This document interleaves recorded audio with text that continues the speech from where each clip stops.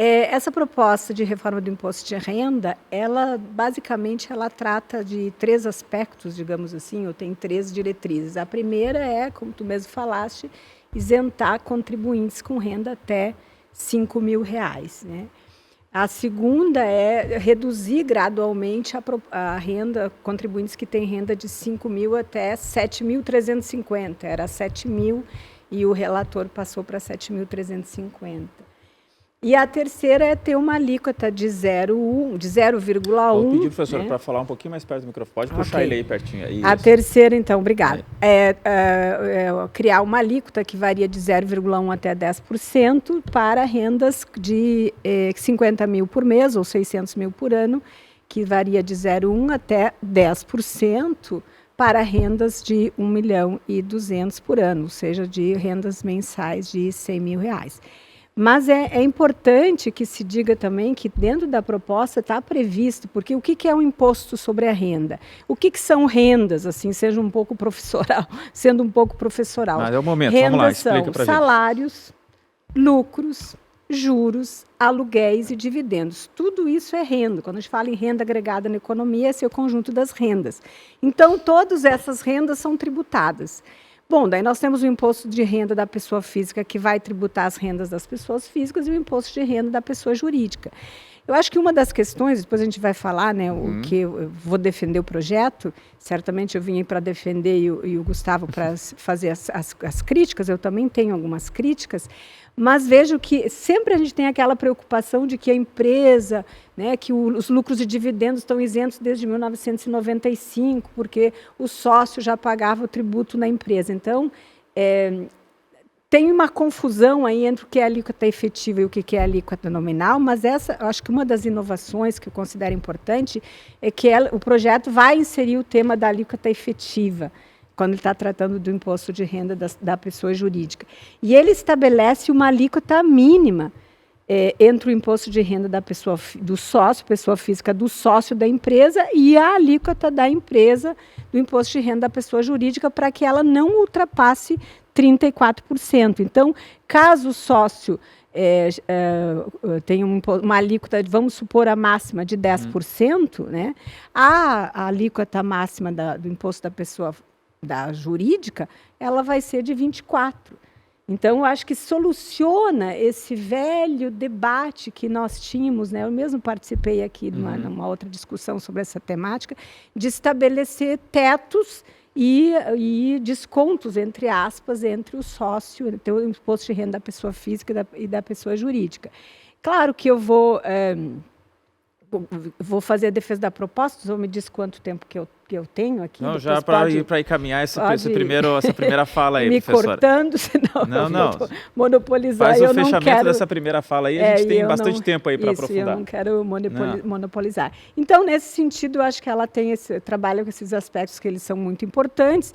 Desde 2014, o Brasil tem os dados abertos do imposto de renda da pessoa física no Brasil. Isso foi depois que o Piketty teve aqui em Porto Alegre, em vários locais no Brasil, e disse, quando perguntaram para ele por que você não tratou do Brasil no livro O Capital, e ele disse porque vocês escondem os dados. E então, acho que com essa transparência do imposto de renda da pessoa física no Brasil, que eu até trouxe um gráfico aqui, eu vou mostrar depois, dos vários estudos e alunos que eu orientei, possibilita a gente enxergar, ter uma fotografia da realidade brasileira para poder propor esse tipo de política, né, que até mesmo o governo anterior tinha proposto, né, e não conseguiu aprovar no parlamento. Então, por hora, eu fico por aqui. Tá. O Gustavo Fernandes, então, advogado, diretor de formação do IEE. Uma análise inicial, Gustavo, desse projeto aí que está avançando no Congresso Nacional. A professora já nos deu uma explicação assim bem básica do que significa, mas eu quero uma leitura tua também. Boa tarde, muito obrigado pela presença. Perfeito. Boa tarde, Léo. Boa tarde, professora Rosa e aos espectadores. É um prazer estar aqui falando com sua audiência qualificadíssima. A professora Rosa apresentou muito adequadamente os 3 elementos centrais do projeto e eu acho que é importante já delimitar algumas questões, Léo.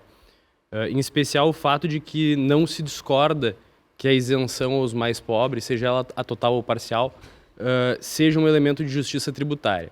Em especial num país onde nós temos uma tabela do imposto de renda que é defasada em quase 160% desde 1996. Então, assim, nesse ponto, eu acredito que há bastante concordância. Onde eu acho que há uma divergência é sobre a adequação dessa tributação entre 0,1% e 10% para aqueles que ganham mais, né? Eu tenho um entendimento de que a tributação desse público, no atual contexto, gera 2 tipos de prejuízo, né? Um prejuízo de fuga de capital, então as pessoas tirarem o seu patrimônio daqui, tirarem suas fontes de receita daqui, do país. E um segundo ponto, que é a agregação do custo tributário da retirada do dinheiro do sócio. Então, se eu tenho que pagar para o governo para tirar dinheiro para minha pessoa física, né, o repasse deste custo ao consumidor final, num país já fragilizado. Tá? Esses são 2 pontos que fazem com que eu acho que seja uma medida, no médio e longo prazo, ruim. Né? Quanto à isenção, não tenho problema, até era favorável à sugestão que o Gilson Marques, deputado federal, fez pelo Partido Novo, né, de que esses valores fossem custeados, né, com deduções de outros recursos, dentre eles do fundo eleitoral. Né? Me parecia uma solução mais republicana. Né? Então, assim, em termos gerais, tá, me parece que esse é o desenho da nossa divergência, que eventualmente nós vamos nos aprofundar aqui hoje um pouco mais. Eu acredito também que, no atual cenário, com o governo tendo aumentado 24 vezes o imposto desde 2023, seja através da criação ou da majoração, seja ampliação de bases de cálculo ou então aumento de alíquota efetivamente. Foi tudo isso já? Já. 20? Foi 24 vezes. Foi uma vez a cada 37 dias, se não me engano. Aí somando tudo. Né? Somando tudo. Tá? Então, assim, eu acho que a gente, enquanto país, mandamos um sinal ruim, né, de que estamos apenas de olho na arrecadação. Um governo que, enquanto faz isso, rechaça qualquer discurso de contenção de gastos. Então, me parece que estamos apenas olhando para um dos lados da equação, o lado onde o cidadão paga a conta, né, e não estamos fazendo o dever de casa na parte de contenção de gastos. A nível de regra fiscal, derrubamos o arcabouço fiscal anterior, né, que era o teto de gastos, e instituímos o arcabouço fiscal atual, que já era natimorto e já se encontra descumprido reiteradamente. Né? Então, eu acredito que, sob pretexto de fazer justiça tributária, o governo atual faz uma medida com um olhar mais eleitoral, né? Entrega abaixo do que deveria, porque se fôssemos falar de uma reforma estruturante, séria, de justiça tributária, deveríamos enfrentar o problema da defasagem da tabela do imposto de renda. Né? Mas ele não está enfrentando com isso?